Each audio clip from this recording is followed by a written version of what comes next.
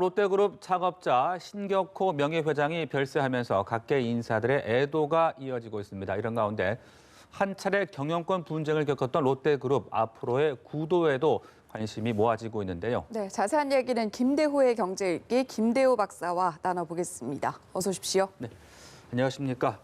자, 이렇게 신격호 명예회장이 안타깝게 별세를 했습니다. 먼저 이 박사님께서는 신격호 회장을 어떻게 좀 기억하는지 여쭤보고 싶은데요. 저희들이 어린 시절에 그 경제가 어렵던 이른바 보릿고개 시절이 있었어요. 네. 그럴 때 해외 이민을 가서 그것도 식민지에서 그 식민지를 다스리는 일본으로 가서 거기서 사업 성공을 해서 그래서 한국으로 돌아와서 고국의 경제 발전에 상당히 기여한 그런 어떤 어떤 돌아온 이 사자 같은 그런 어떤 인상을 많이 가지시는 분이죠. 한국 경제 재건에 상당히 많이 기여를 하셨다 이렇게 볼 수가 있어요. 네. 특히 본인이 무에서 유를 창조했다. 이 울산에서 태어나서 먹고 살기도 어려운 그런 상황에서 밀항을 해서 일본에 가서 네. 거기서 밑바닥부터 시작해서 모든 산전수전 다 겪으면서 성공한 기업인으로서 이 어떤 근대화 산업화 시대의 한 시대를 밝힌 그런 어떤 거인, 본인 스스로가 네. 자기 별명을 거인, 자이언트라고 하는 것을 제일 좋아했어요. 한 시대의 거인, 자이언트였죠. 그러나 또 다른 한편으로는 정경유착의 고리, 각종 어떤 그 빌딩 건설이라든지 이런 데서의 정치와의 유착 문제가 있었고, 특히 말년에는 이 가족 간의 이 불화, 아들과 아들끼리 싸우는 그런 어떤 사태, 특히 형제 간에도 이 신 회장이 오남 오녀인데요. 오남 오녀 형제들과도 대부분 갈라졌습니다. 네. 그런 면에서 좀 비운의 흑역사도 있다고 봐야 되겠죠. 네, 그야말로 껌 사업으로 시작해서 롯데를 재계순위 5위까지 끌어올렸는데 여기까지 오기까지 성장 동력은 좀 어디에서 비롯됐다고 볼 수 있을까요? 그 신격호 회장의 강력한 어떤 이 살아야 되겠다는 그런 어떤 삶에 대한 투지 그런 것으로 보여져요. 그러니까 관부 연락선을 타고 35엔을 들고 갔을 때부터 네. 사실 목숨을 건 투쟁이었지 않습니까? 그게 일본에 내려서도 사고 묻힌 아무도 없는 자리에서 반드시 성공해야 되겠다는 그 집념, 이런 건 참 대단하다고 보여지고요. 특히 돈 냄새를 맡는 그런 어떤 데는 상당히 천부적인 재질을 가지고 있었어요. 다른 사람이 무엇을 좋아하느냐, 그런 것을 보면 그것을 결코 놓치지 않고 그것을 바로 상품으로 만들어서 그 사람한테 납품함으로써 돈을 벌겠다. 특히 어린 시절 일본의 헌책방을 돌아다니면서 그런 사업 아이디어를 얻기 위해서 수천 권, 수백 권을 이 책을 읽어대는 그런 독서광이기도 했어요. 네. 특히 아이디어가 있으면 그것을 지체하거나 흘려두는 것이 아니라 바로 사업에 가서 바로 즉시 활용을 하는가 하면 또 그 성실성, 장점도 굉장히 많았었던 분이었죠. 네. 그리고 앞서도 잠깐 언급을 하셨지만 이제 말년이 좀 순탄치 않았던 것 같습니다. 아무래도 그렇습니다. 경영권 분쟁이 가장 컸을 것 같고 그 외에 좀 여러 가지 위기들도 좀 있었죠. 그렇습니다. 신격호 회장의 이제 가장 큰 국민적인 좀 의혹이라고 그럴까요?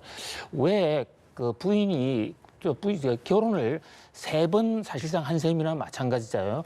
조강지철을 버리고 노순화 씨를 버리고 왜 일본의 시게미스 하츠코하고 결혼했느냐 하는 이 대목, 또 시게미스 하츠코와의 결혼 생활 중에 그 잘 나가던 미스 롯데 제1기 미스 롯데인 서미경 양을 사실혼 관계로도 데리고 살았느냐, 뭐 이런 대목들이 좀 도덕적으로 좀 문제가 있다, 이런 지적을 받고 있고요.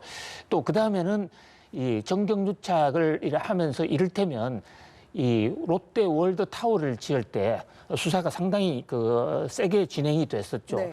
그런 문제, 이제 그 중에서도 가장 큰 문제는 역시 자녀들한테 성계를 제대로 하지 못해서 형이 첫 아들인 신동주와 둘째 아들인 신동빈이 싸우는 그런 현장을 끝내 화해하는 모습을 보지 못하고 말년에 거의 10년은 형제 간의 자식들의 난 속에서 보내게 됐죠. 그래서 창업을 하는 데는 성공을 했는데 수성이라든지 후계로 이어가는 데서는 좀 아쉬운 점을 많이 남기지 않았나 싶습니다. 네. 공과 과를 짚어봤는데 이제 앞으로 롯데그룹의 지배 구조는 어떻게 흘러갈 것인가 여기에도 관심이 좀 쏠리는데 지금의 구조를 유지할 것이다라는 예측도 있지만 지분 싸움이 치열할 것이다 이런 예측들도 나오더라고요. 박사님께서는 어떻게 예, 보십니까? 그렇습니다. 저는 아직 지분 싸움은 끝나지 않았다고 보고요. 지분 싸움의 문제가 하나 있고 또 하나는 이 회사가 과연 일본 회사인지 한국 회사인지 이 지분에 얽힌 이 실타래를 풀어야 됩니다. 네. 지금 롯데는 그 모기업 가장 위에 광윤사라는 포장지 회사가 있어요. 백화점에 물건 포장할 때 쓰는 그 포장지 만드는 회사. 그 광윤사가 지금 이 CG 그래픽에 나오는 일본 롯데홀딩스를 소유하고 있는데 그 지금 광윤사의 지분이 이 광윤사의 최대 주주가 신동주 씨입니다. 네. 첫째 아들요, 여전히. 예. 그런데 그 지분이 롯데홀딩스를 지배하는 지분이 50%에 해당하지 않은 상황에서 거기에 롯데홀딩스를 끌어가는 사람들은 사실은 일본에 있는 우리 사주 또는 일본인들 또는 제일교포들이거든요. 그분들이 지금 50% 이상 주식을 가지고 있어요. 그래서 모든 롯데의 결정권은 저 롯데홀딩스에서 나오고 롯데홀딩스의 뒤에는 우리 사주 일본인들의 직원들이 경영권을 행사하고 있는 것이죠. 지금 신동빈 회장이 경영권을 장악했다고 그러지만 롯데홀딩스의 사람들이 지금 지지를 하고 있기 때문이거든요. 네. 저 관계가 언제든지 다시 바뀔 수도 있다. 그런 면에서 큰형 신동주 회장은 결코 포기하지 않았다고 봅니다. 자, 그런 면에서 휴화산이긴 한데 언제든지 다시 형제들 간의 분쟁은 폭발할 수 있다.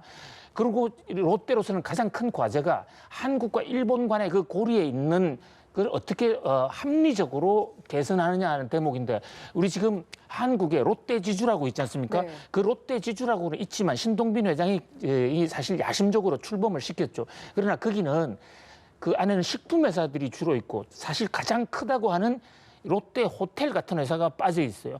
심지어 550m짜리 지금 가장 큰 높은 빌딩 그 롯데 월드타워도 신동빈 회장이 소유하고 있지 않습니다. 롯데물산이 가지고 있는데 롯데물산은 일본에서 바로 직화를 하고 있거든요. 그런 면에서 한일 관계의 이 구도를 어떻게 정리할 것인가 이게 굉장히 중요한 문제. 그 과정에서 네. 롯데 호텔의 상장 문제 이런 문제도 지금 주요한 과제로 부각이 되고 있습니다. 네, 여기에 대해서 지금 뭐 유언장을 남기지 않은 것으로 전해지고 있는데요. 고인의 뭐 지분이라든지 재산 같은 경우는 어떻게 되는 건가요? 그렇습니다. 지금 10여 년 동안 거의 병상에 계셨기 때문에 네. 알츠하이머로 병상에 계셨기 때문에 제대로 유언장을 남기기가 어려웠겠죠. 유언장이 없게 됐을 경우에 이 재산을 민법에 따라서 상속을 하게 되는데요. 이분이 한국인이기도 하고 또 일본에서는 일본인이기도 하기 때문에 일본 민법과 한국 민법을 동시에 지금 감안을 해야 돼요. 일본 민법의 규정에는 배우자의 그 역할이 굉장히 큽니다. 네. 자식이 아무리 많든 어쨌든 관계를 하지 않고 배우자에게 무조건 50%를 줘요.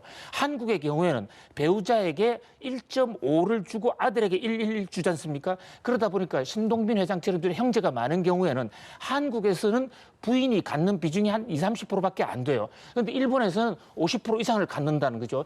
현재 지금 신동빈 신 회장님이 상속 재산이 1조 원대가 훌쩍 넘어서는 거로 보이는데 지금 확인되지 않은 재산도 많거든요. 네. 가장 크게 가져가실 분은 어머니 시게미스 하츠코 사모님이 될 것으로 보이고요. 나머지 이제 4명의 형제들이 있습니다. 신영자, 신동빈, 신동주, 그리고 혼외 사실혼 관계에 있는 서미경 씨가 낳은 서유미양, 이 사람들은 똑같은 지분을 갖게 됩니다. 그렇기 때문에 이 지분 구도도 상속 재산 1조 5천억 정도로 추산이 되는데요. 그것을 가져오는 것도 역시 형제 간의 화합이 없으면 롯데를 끌어가는데 여전히 그 혼란의 변수는 있다. 형제 간의 화합이 가장 큰 지금 롯데의 과제가 아닌가 싶습니다. 네, 지금까지 신격호 회장의 별세 또 앞으로 미칠 영향까지 자세하게 분석을 해봤습니다. 말씀 고맙습니다. 네, 그렇습니다.